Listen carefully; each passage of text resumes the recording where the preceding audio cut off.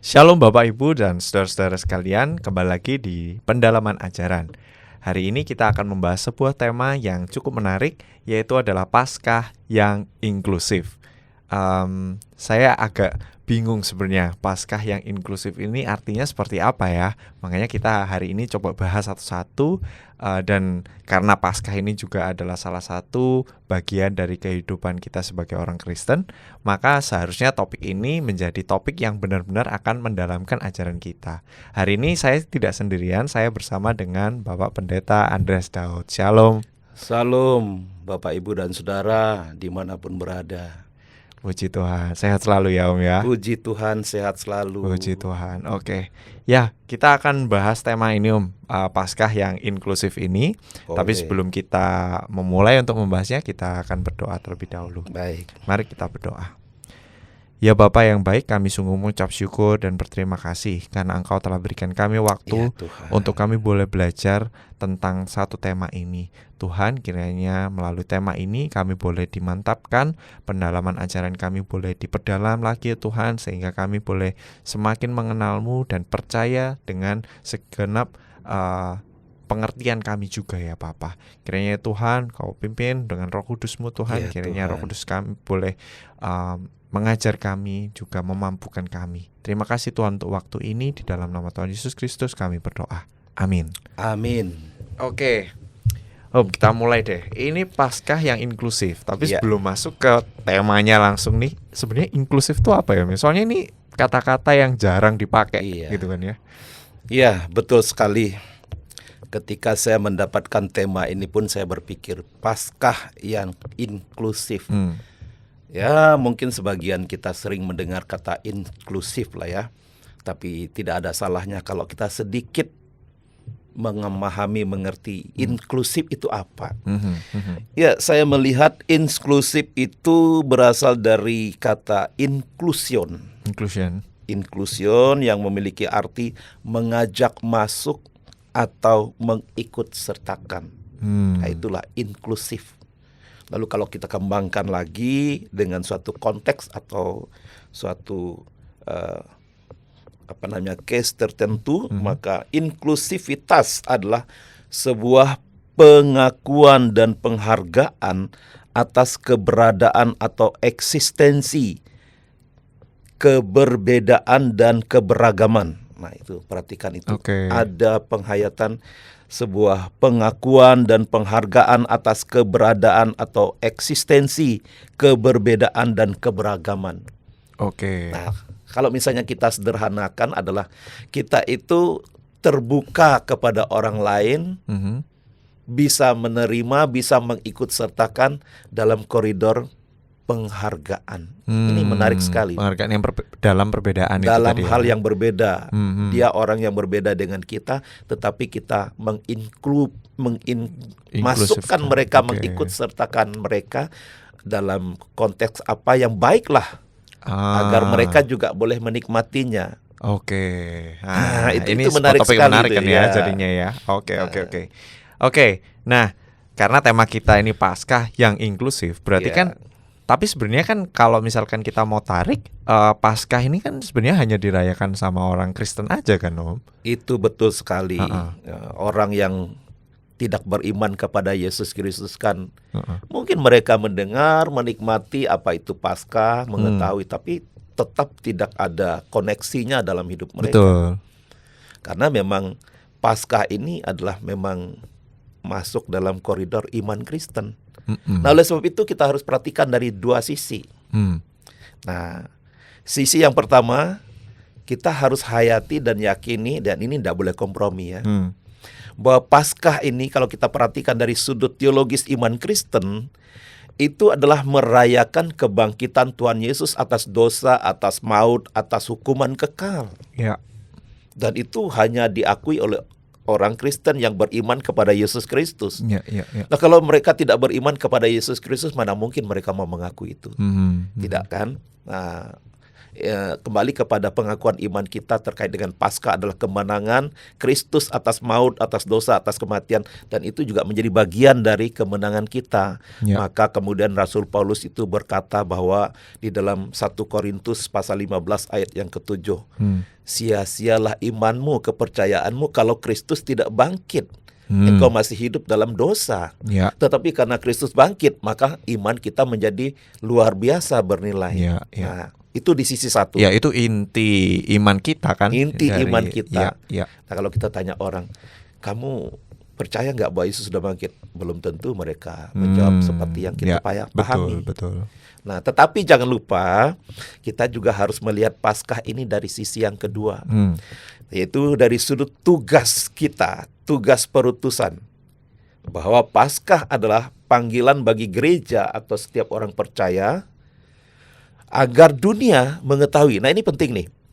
Dunia tuh kan taunya Paskah itu perayaan Kristiani. Betul. Tapi mereka juga harus tahu esensinya apa. Sehingga di sanalah kemudian kita bisa menyampaikan maknanya dan mereka juga boleh menikmati. Saya lanjutkan ya. Oke. Agar orang yang tidak percaya atau dunia ini mengetahui, merasakan, mengalami kemenangan Kristus. Melalui apa? Melalui kesaksian dalam bentuk berita tentang kemenangan Kristus yang kita gaungkan sesuai dengan iman kita. Tetapi bisa juga melalui kesaksian dalam bentuk-bentuk praktis. Nah, inilah yang inklusivitas itu tadi. Ya. Kesaksian kita dalam bentuk-bentuk praktis. Nanti contohnya ini ya, perbuatan yang bisa dilihat, dinikmati dan dirasakan oleh orang yang di luar kekristenan. Nah, saya katakan itu kepedulian yang bernilai sosial lah ya. Itu kalau dijelaskan banyak sekali. Ya. Nanti di bagian-bagian tertentu ada kita perhatikan. Nah, oleh sebab itu saya berkata, berangkat dari pemahaman yang demikian, Pak Andre, maka Paskah ini harus menyentuh dua hal, yaitu sebagai gereja atau orang percaya kita harus bertumbuh imannya di dalam Kristus. Bertumbuh itu bisa kita pahami sebagai kemenangan karena Yesus sudah menang ya. Sedangkan sisi tugas perutusan gereja atau orang percaya harus mewartakan kemenangan itu dalam wujud-wujud yang bisa dirasakan, dialami dan dinikmati oleh dunia sekitar kita. Seperti saya bilang tadi, kepedulian sosial, hal-hal praktis yang bisa dilakukan oleh gereja sebagai wujud kemenangannya itu. Nah, seperti itu. Nah, dalam konteks peristiwa kebangkitan Tuhan Yesus Kristus, kalau kita perhatikan dalam Yohanes 20 ayat 1 sampai 10. Coba kita lihat. Maria Magdalena dalam konteks bacaan kita ini kan, Yohanes 20 ayat 1 sampai 10, adalah orang pertama yang mengetahui bahwa kubur kosong, artinya Yesus bangkit. Kemudian ia memberitahukan kepada Petrus dan murid-murid yang lain. Nah, sekarang kita perhatikan berikutnya. Ketika Petrus dan seorang murid yang lain itu melihat kubur kosong, mereka tidak melakukan apa-apa. Bahkan dikatakan, lalu pulanglah murid-murid itu ke rumah. Nah, mengapa bisa begitu? Ayat 9 itu mengatakan, sebab selama ini mereka belum mengerti kitab suci. Ada pendapat yang mengatakan mereka tidak memperhatikan firman Tuhan. Ada juga yang mengatakan mereka tidak mempedulikan ketika Yesus memberitahukan. Kan kita tahu tuh, sebelum Yesus masuk ke Yerusalem untuk melewati Via Dolorosa itu, dia memberitahukan kepada murid-muridnya beberapa kali bahwa dia akan mati, tapi bangkit pada hari yang ketiga. Tapi itu tidak hayati, tidak didengarkan dengan baik gitu ya. Lalu kemudian ketika sampai di mana tadi? Ia akan mati dan bangkit pada hari yang ketiga. Mereka memang belum mengerti hal itu. Itu artinya mereka belum mengalami sebetulnya. Nah, ini menjadi bahaya. Belum mengalami kuasa kebangkitan Kristus itu. Nah, dari apa yang dialami oleh murid-murid termasuk Maria. Kalau kita perhatikan Maria kan, dia setelah melihat kubur kosong, dia meratap, menangis. Masih ada dalam suasana kesedihan. Yang boleh saya katakan suasana kekalahan, bukan kemenangan. Sekalipun Yesus sudah menang. Ya, Maria dalam menyikapi kebangkitan Kristus itu, dia tidak melakukan apa-apa tapi malah meratap. Nah, maka Paskah bukan menjadi peristiwa kemenangan bagi mereka, baik Petrus maupun murid yang lain, demikian juga Maria, melainkan peristiwa kekalahan. Sehingga yang terjadi apa? Bersedih, meratap, takut, sehingga tidak bisa berbuat apa-apa. Itulah Ini- makanya pada waktu itu ya, Iya. terasanya mereka seperti itu. Karena kita ini sudah tahu semua ceritanya, Iya, betul. sudah lengkap. Jadi kita merasa ya ini peristiwa kemenangan. Tapi sebenarnya kalau waktu itu mereka merasakannya ya ini tadi ya, ketakutan, bersedih, Iya. meratapi gitu ya. Karena mereka dikatakan belum mengerti kebenaran firman Tuhan, jadi tidak mengalami kuasa kemenangan itu. Nah, ini menjadi bahaya bagi banyak orang Kristen kalau tetap dalam posisi seperti itu. Oke. Wah, kalau kayak gitu berarti kalau memang seperti itu berarti kan sebenarnya mereka ini kasihan juga ya. Maksudnya Sangat dalam kasihan. artian kemenangan Kristus itu jadi tidak ada Tidak ada value-nya artinya ya bagi dalam mereka. mereka ya.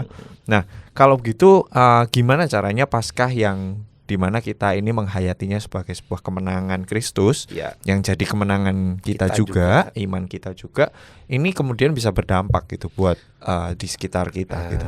inilah yang kita akan masuk pada Iya. Paskah yang Inklusif. inklusif ini. Kemenangan Kristus harus menjadi kemenangan kita yang harus berdampak bagi orang yang di luar kita. Ya. Inklusif kan artinya. Ya. Nah, kita akan perhatikan. Jadi gini, kalau kita perhatikan dialog Maria dengan malaikat dan Yesus di ayat 11 sampai 18 di Yohanes 20 itu ya. Dua orang malaikat itu berkata, "Ibu, mengapa engkau menangis?" Ini sebenarnya sebuah strategi Tuhan untuk membuka komunikasi sebenarnya, supaya Maria ini inklusif terhadap peristiwa itu. Oke. Nah, Oke. Kemudian kalau kita perhatikan di kelanjutannya, Yesus sendiri berdiri di dekatnya. Tetapi Maria tidak tahu bahwa itu adalah Yesus, ayat 14. Tetapi Yesus tidak berhenti loh, tidak diam. Yesus bahkan memanggil dengan spesifik, Maria katanya. Nah, kita menghayati itu sebagai proses dialog yang menolong Maria untuk inklusif dalam peristiwa Paskah itu, masuk dalam peristiwa Paskah yang kemenangan itu, karena kan tadi kita lihat Maria itu masih meratap loh. Nah, inilah cara Tuhan untuk menolong kita. Jadi kita perhatikan kemudian Maria setelah melihat Yesus langsung berkata Rabuni. Ini sesuatu bahasa atau kata yang diucapkan seseorang kepada sesuatu yang diagungkan, dimuliakan. Dan pada para murid mengucapkan itu kepada Yesus, ini sesuatu yang sangat bernilai tinggi, value-nya tinggi sekali. Ya. Kenapa bisa begitu? Karena Allah di dalam Tuhan Yesus Kristus melalui malaikat tadi membuka komunikasi. Ya, Sehingga inisiatif dari terjadilah- Allah ya. Inisiatif dari Allah. Sehingga terjadilah inklusif terhadap Maria. Ini luar biasa loh. Ya. Nah, lalu kemudian dari dialog tersebut kita dapat memahami bahwa Allah selalu lebih dulu berinisiatif untuk menyatakan dirinya, untuk menolong umatnya, untuk memahami, mengalami kuasa kasih kebangkitannya. Oke. Jadi sekali lagi karya Allah, Inisiatif dari Allah inisiatif ya. daripada Allah. Jadi pertanyaan, bagaimana agar kuasa kebangkitan Kristus benar-benar menjadi kemenangan bagi gereja dan orang percaya adalah jika Tuhan sendiri yang menyatakan dan memberikan dirinya pada kita. Karena memang sejak dulu kan kita tahu Tuhan turun ke dunia untuk menjadi manusia agar menjalankan misi keselamatannya itu atas inisiatifnya sendiri. Ya. Sampai kemudian ketika kita bisa memahami kuasa kebangkitan Kristus pun atas inisiatifnya dia sendiri. Nah, itulah kenapa kok manusia tidak bisa memahami itu. Ya, kita tahu manusia begitu lemah, banyak dosa, sehingga Allah sendirilah yang harus berkarya. Itulah inklusivisme Paskah dalam hidup kita. Oke. Berarti kalau dari pemahaman yang seperti itu, maka apa caranya bagaimana bagi kita untuk berdampak itu buat dunia di sekitar kita? Ya, oke. Secara umum kan ada prinsip seperti ini ya. bahwa segala sesuatu yang baik, yang berguna, yang bernilai, yang membangun, apalagi yang berarti dan bisa berdampak itu harus dapat dirasakan, dialami dan membangun orang lain juga. Ini pandangan umum. Contohnya Pak Andre Sik ini kan mengetahui sesuatu yang baik, dan ini kalau dinikmati sendiri itu baik, tetapi jauh lebih baik kalau orang lain juga bisa mengetahui dan menikmati. Pasti ada dorongan itu bisa muncul gitu ya. Misalnya saya tahu ada rumah makan yang enak, saya menikmatinya di situ, enak nih. Nah, ini enak. Saya tak rekomendasikan ke teman-teman untuk bisa menikmatinya juga. Ini kan sesuatu secara yang umumnya umum, gitu ya. Secara umum. Nah, kemudian berbicara tentang kebenaran umum ini, itu juga kalau kita kaitkan dengan semangat Paskah, ya, tema Paskah yang inklusif itu relevan sekali loh.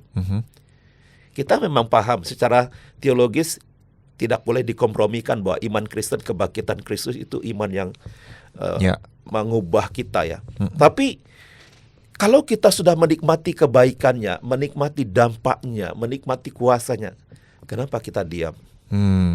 Kita harus sampaikan juga kepada orang lain. Nah, bagaimana caranya itu tadi yang penting. Sesuai dengan keyakinan iman Kristen, yaitu Yesus bangkit dari kematian. Ini prinsip mutlak, tidak boleh dikompromikan. Yesus bangkit dari kematian yang kita yakini sebagai kemenangan Yesus atas dosa, atas maut, atas kematian kekal itu tadi. Dan bagi kita yang percaya, nah ini perlu diperhatikan. Bagi kita yang percaya, itu juga berarti kita mengalami kemenangan atas dosa dan memperoleh hidup yang kekal. Nah, kalau gereja atau orang percaya belum memahami dan mengalami ini, ya mereka tidak bisa menjadi alat di mana Paskah itu seharusnya inklusif. Ini sayang sekali.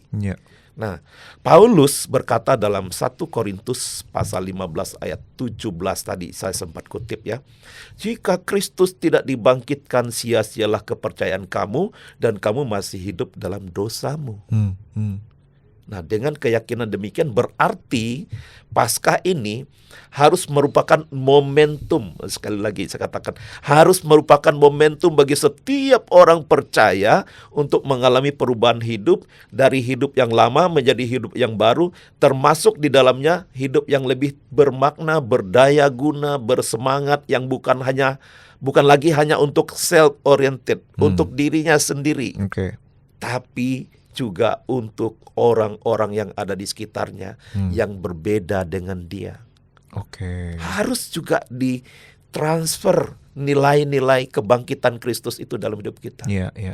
Nah, sayang sekali banyak orang Kristen kan katanya sudah Kristen tetapi tidak menghayati kebangkitan itu adalah kemenangannya.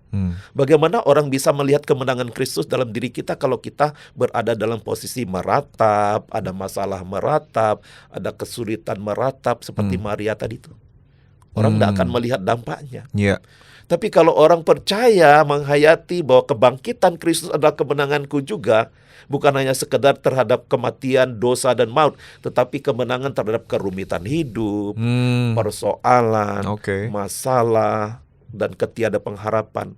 Coba lihat, kalau orang-orang Kristen hidupnya letoy itu apa? Lemas-lemas, tidak menunjukkan kegairahan iman bahwa Yesus bangkit adalah kemenangannya juga. Yang mana bisa orang menikmati kemenangan Kristus? Logikanya seperti itulah. Berarti jadi harus kembali kepada iman kita sebetulnya dalam Yesus. Paling enggak ketika kita itu benar-benar menghayati menghayati inisiatif Allah dalam rupa karya Paskah ini tadi karya kemenangannya ini, hidup kita berubah. Pasti. Paling enggak menginfluence gitu ya. Betul hidup sekali. Kita itu menginfluence hidup orang lain agar bisa menikmati juga yang namanya karya kemenangan Paskah ini tadi ya. Sekalipun mereka tidak paham kemenangan Kristus itu maksudnya bagaimana, tapi ketika mereka melihat kehidupan anak-anak Tuhan yang paham betul kalau Yesus sudah menang, saya yang beriman kepadanya juga harus menang, tidak meratapi keadaan, tidak kalah sebelum berperang. Nah, mereka juga melihat kenapa begitu bersemangat. Mengapa penuh harapan gitu ya? Kenapa mereka penuh harapan? Padahal menikmati kesulitan yang sama di dunia ini. Disitulah sebetulnya kesaksian kita itu, tugas penutusan kita. I see. Nah, saya coba lanjutkan ini ya. Itu berarti semangat Paskah juga bisa dong dirasakan dan dialami oleh dunia atau orang-orang di sekitar kita. Melalui siapa? Melalui kehidupan orang-orang percaya yang meyakini kebangkitan Kristus itu adalah kemenangannya juga. Bukan kemenangan hanya sekedar atas dosa, maut, atau kematian kekal. Tapi itu tadi, atas kerumitan hidup, atas persoalan, atas masalah. Kalau orang Kristen sendiri malah jauh lebih letoy daripada orang luar, ya Paskah tidak ada artinya. Buat dia sendiri nggak ada artinya, buat orang lain apalagi. Gitu. Seperti itu. Iya. Saya kasih contoh ya. Di dalam Yohanes 20 ayat 19 sampai 20. Ini sangat luar biasa. Saya mendalami ini, saya kagum sekali. Setelah Maria mengenal Yesus, yang dia sebut Rabuni itu tadi, ketika Yesus memanggil namanya itu ya, yang sudah bangkit. Coba lihat, perhatikan. Terjadi perubahan yang luar biasa. Dari meratapi kesedihan menjadi bersemangat dan pergi memberitakan tentang Yesus kepada murid-murid yang sedang ketakutan dan tidak bersemangat. Ini luar biasa. Ada sebuah perubahan. Nah, berangkat dari penghayatan yang demikian, maka semua orang termasuk yang bukan Kristen, saya katakan dapat mengalami dan menikmati semangat Paskah. Yaitu melalui setiap orang yang mengalami semangat Paskah itu sendiri. Coba kalau Maria tidak berjumpa dan Yesus tidak menyapa dia masih tetap di pinggir kubur itu. Dia tidak akan pergi. Tetapi setelah Yesus menyapa dia dan Yesus memerintahkan, sampaikan kepada murid-muridku. Nah, itu luar biasa. Nah, dan sesungguhnya ketika kita bisa menularkan, membagikan semangat Paskah kepada dunia sekitar kita, ini melalui hidup yang lebih bermakna tentunya ya, menjadi berkat dan menjadi terang kebenaran Kristus bagi dunia ini, itu adalah sebenarnya kehendak Tuhan untuk mengutus kita ke dalam dunia. Maka, maaf saya katakan, maka jika ada orang percaya atau gereja tidak mampu menunjukkan hidup yang bermakna dan menjadi berkat bagi dunia, sekali lagi maaf, jangan-jangan dia sendiri belum mengalami kemenangan dari kebangkitan Kristus itu. Iya. Ya, itu jadi bahaya ya. Iya.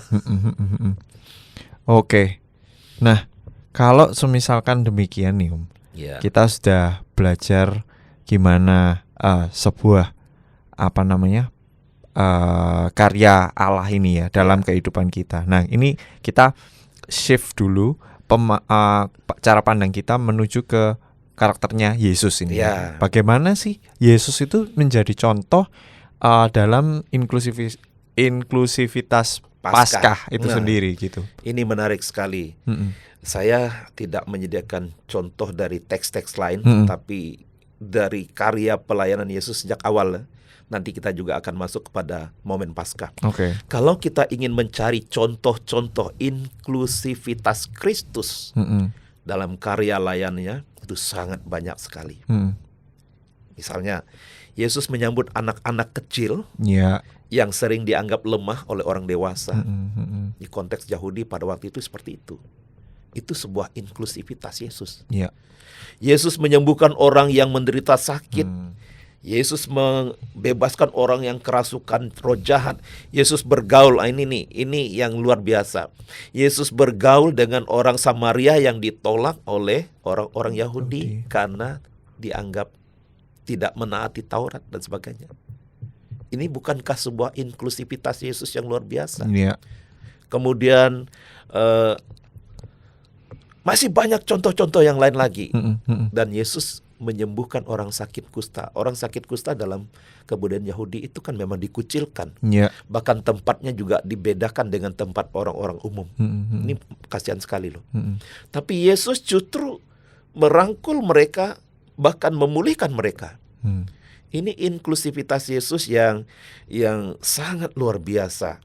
Nah, kalau kita perhatikan bacaan di dalam Yohanes pasal yang ke-20 ayat 17 ini ya, misalnya. Yesus, ini luar biasa. Yesus itu mempercayakan Maria Magdalena untuk memberitakan kebangkitannya untuk pertama kalinya kepada murid-murid yang umumnya laki-laki, kaum laki-laki. Kita tahu pada waktu itu kebudayaan Yahudi itu kesaksian dari kaum perempuan itu hampir tidak mau didengarkan. Tidak dianggap kebenaran kalau perempuan yang ngomong loh ya.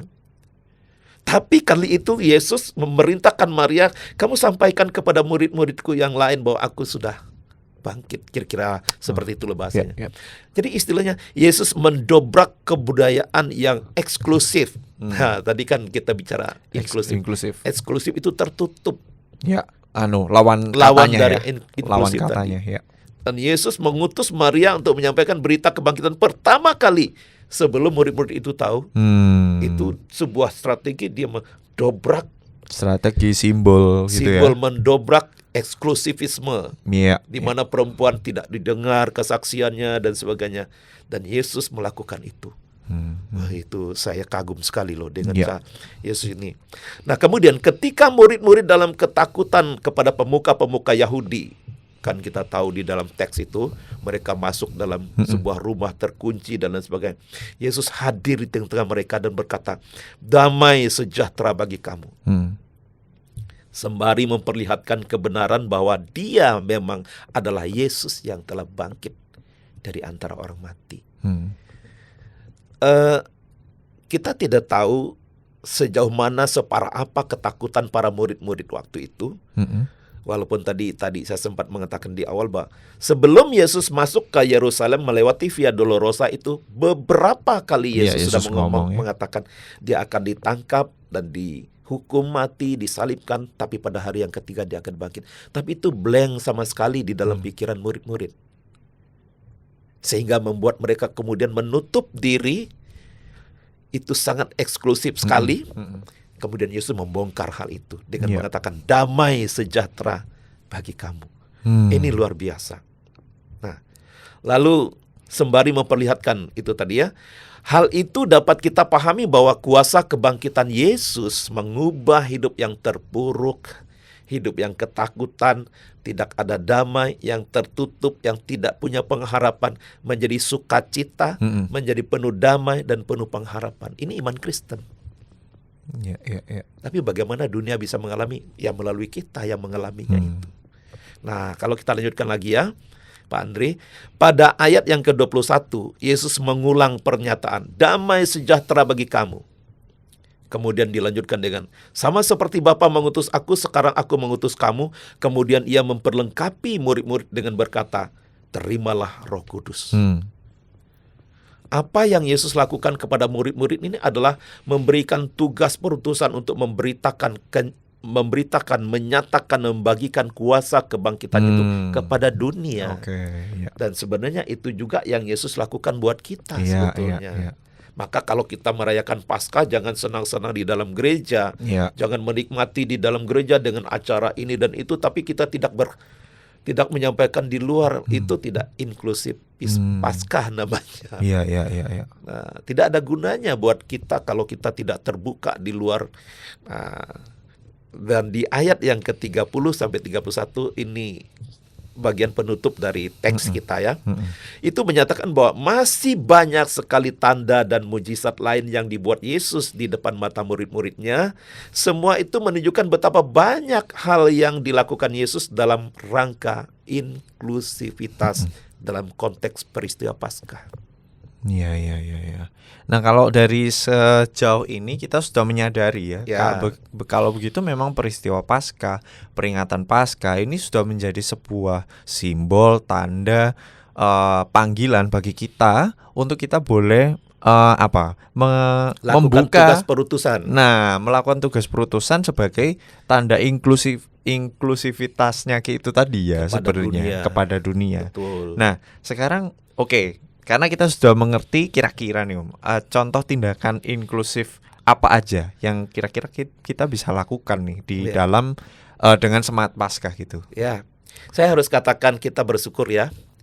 Karena dari tahun ke tahun sejauh yang saya tahu selama ini ya di GKI Residen Sudirman tentunya di konteks kita sendiri di gereja kita ini, ketika kita memasuki masa-masa Prapaskah itu yang diawali dengan kebaktian Rabu Abu, yang disertai dengan ajakan kepada umat untuk melakukan penyangkalan diri, ya, dengan berpuasa maupun berpantang sembari menyisihkan uangnya sebagai wujud penyangkalan diri. Dan puji Tuhan, majelis jemaat menentukan kebijakan bahwa hasil dari penyangkalan diri itu sepenuhnya akan diberikan kepada mereka-mereka yang membutuhkan. Menurut saya, semoga saya tidak salah, ini salah satu bentuk inklusivitas gereja kita di momentum Paskah. Ya. Kemudian tidak jarang panitia Paskah juga memprogramkan kegiatan-kegiatan sosial dalam rangka Paskah. Dan objek-objek kegiatan sosial Paskah itu selain ke internal jemaat GKI Residen Sudirman sendiri, tetapi juga meluas ke eksternal, yaitu mereka-mereka yang membutuhkan lah ya, karya sosial yang kita lakukan kepada orang-orang yang ada di sekitar kita, termasuk yang bukan orang Kristen. Nah inilah menurut saya bentuk-bentuk inklusivitas Paskah yang telah dilakukan oleh gereja kita.